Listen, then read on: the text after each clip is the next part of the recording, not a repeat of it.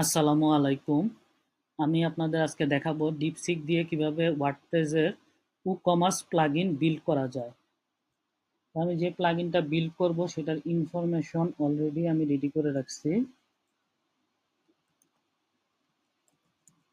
chat.deepseek.com এ গেলাম।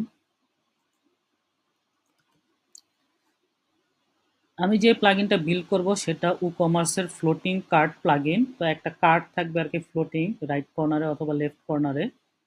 তো কার্ডটা সার্কেল ব্যাকগ্রাউন্ডের মধ্যে থাকবে এবং আমি চাইতেছি যে অপশন থাকবে ব্যাকএন্ডে যে কার্ডটাকে যেন মুভ লেফট অথবা রাইট করা যায়।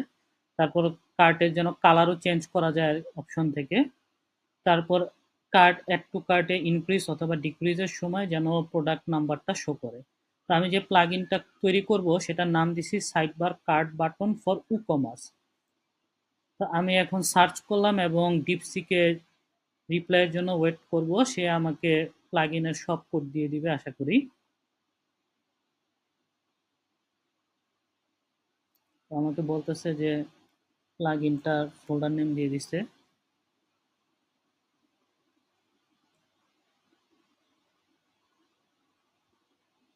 আমাকে সব কোড ডিপসিক দিয়ে দিচ্ছে।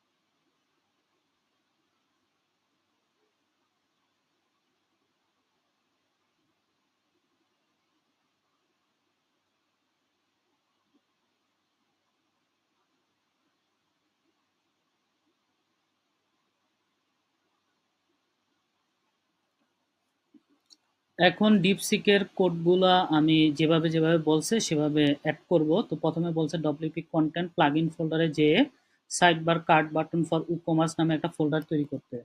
তো আমি আমার কোড এডিটরটা ওপেন করলাম। তো প্রথমে আমি নতুন ফোল্ডার তৈরি করব।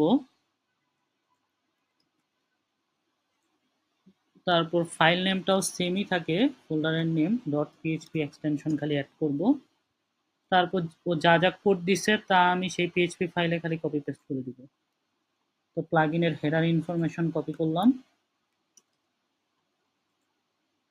তারপর ও আমাকে দিছে সিএসএস এবং জাভাস্ক্রিপ্ট ফাইলগুলো।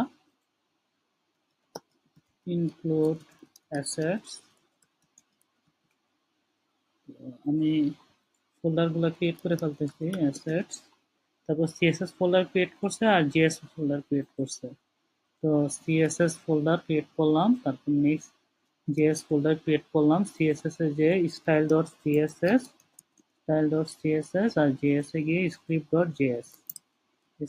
ডট জেএস যেভাবে আর কি ওরা ফাইল তৈরি করছে। তারপর নেক্সট ফ্লোটিং কার্ট বাটন, এটা হলো আমার ফ্রন্ট এন্ড আর কি, আমার প্লাগইনের ফ্রন্ট এন্ড। তো ফ্রন্ট এন্ড আপনারা চাইলে আলাদা আলাদা পিএইচপি ফাইল ক্রিয়েট করে ইনক্লুড করতে পারেন, আমি একই ফাইলের মধ্যে সব দিয়ে দিতেছি।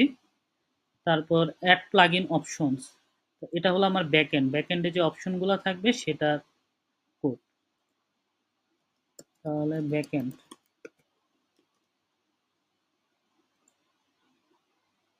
তারপর অ্যাড ডাইনামিক সিএসএস, তো যে সিএসএস গুলো দিয়ে কালার চেঞ্জ হবে আর কি সেটা। Dynamic CSS styling.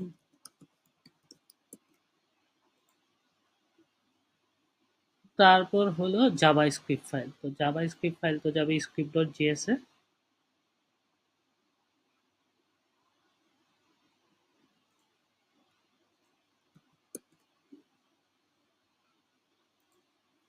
আর আরেকটা হুক দিয়ে দিছে যেন জাভাস্ক্রিপ্ট ফাইলটা কার্ডের কন্টেন্টটা আপডেট করতে পারে।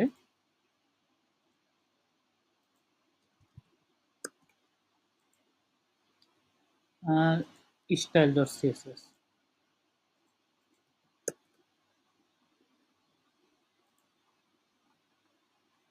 এই তো এখন আমার প্লাগইন তৈরি হয়ে গেছে। এখন আমি এটা টেস্ট করব। তো আমি লোকাল ইউজ করতেছি।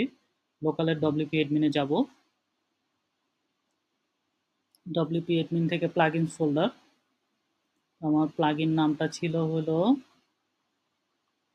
Sidebar card for commerce. Sidebar card button for commerce. তো আমি প্লাগইনটা অ্যাড করে দিব, অ্যাক্টিভ করে দিব।